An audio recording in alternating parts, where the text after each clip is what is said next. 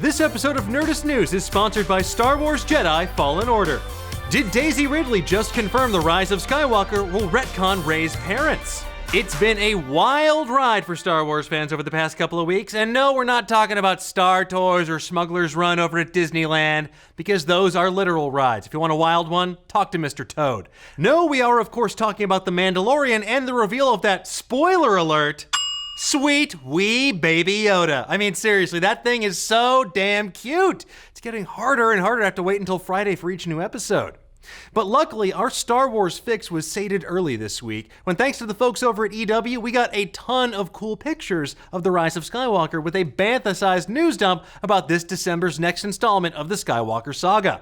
And mixed in with all of this info and tidbits, we may have learned a crucial detail from Daisy Ridley about Rey and her parents, and how it may retcon some of what we learned about them in The Last Jedi. They were nobody. Or were they? Let's break it down.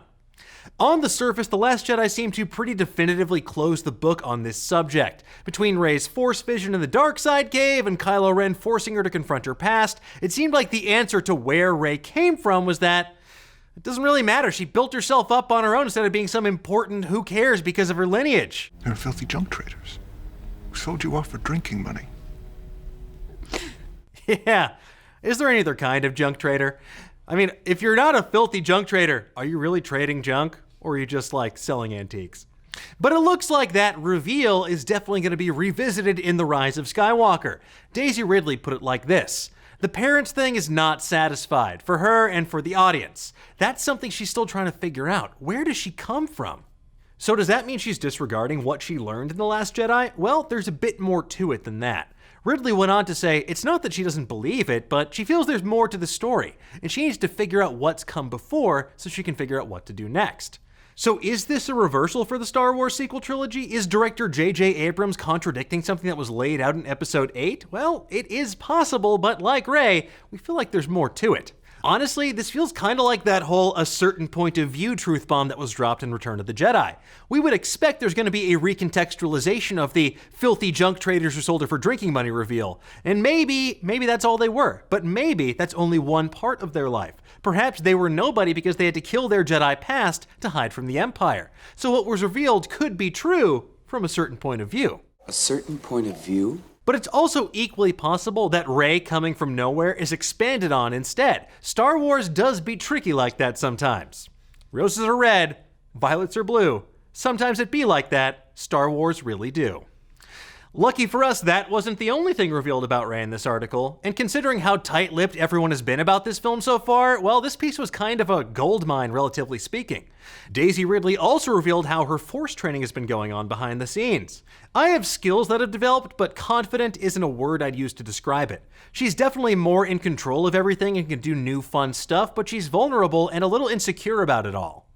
Director J.J. Abrams even got in on the fun and hinted at her past and future, saying, the scavenger who's desperate and haggling for portions and trying to survive in The Force Awakens, those special skills and that special experience ends up being something that is essential to saving the galaxy. Huh.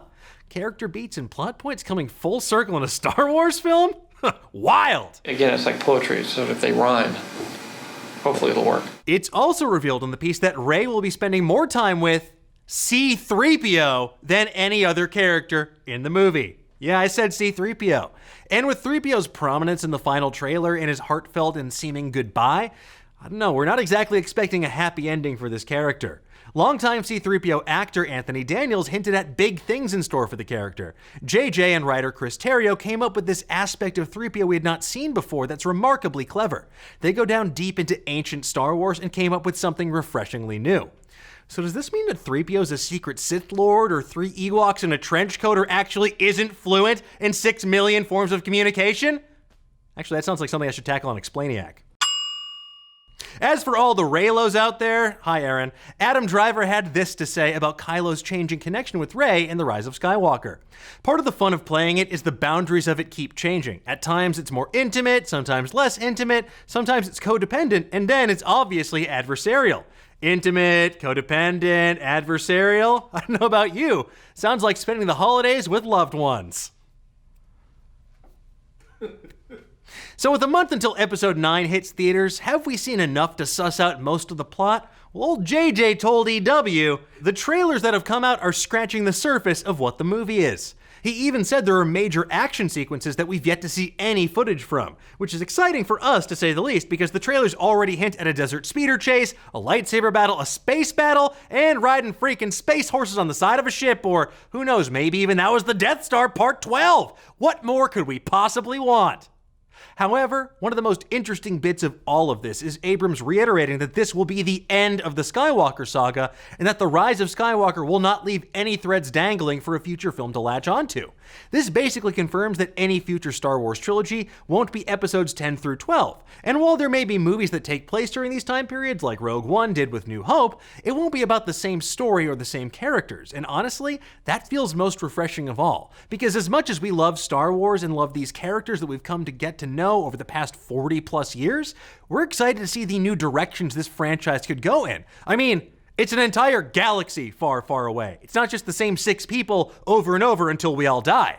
But until then, we'll just be happy to see where The Rise of Skywalker takes us when it hits theaters on December 20th. But what do you folks think? Do you think Rey's parentage is going to get retconned? Are you glad we haven't seen everything yet in the trailers? And do you really think they'd kill off C-3PO? Let's discuss. Thanks again to Star Wars Jedi Fallen Order for sponsoring today's episode. You play Cal Kestis, a Jedi Padawan who narrowly escaped the purge of Order 66 following the events of Episode 3 Revenge of the Sith. On a quest to rebuild the Jedi Order, you must pick up the pieces of your shattered past to complete your training, develop new powerful Force abilities, and master the art of the iconic lightsaber, all while staying one step ahead of the Empire and its deadly Inquisitors. Star Wars Jedi Fallen Order is available now on Xbox One, PS4, and PC.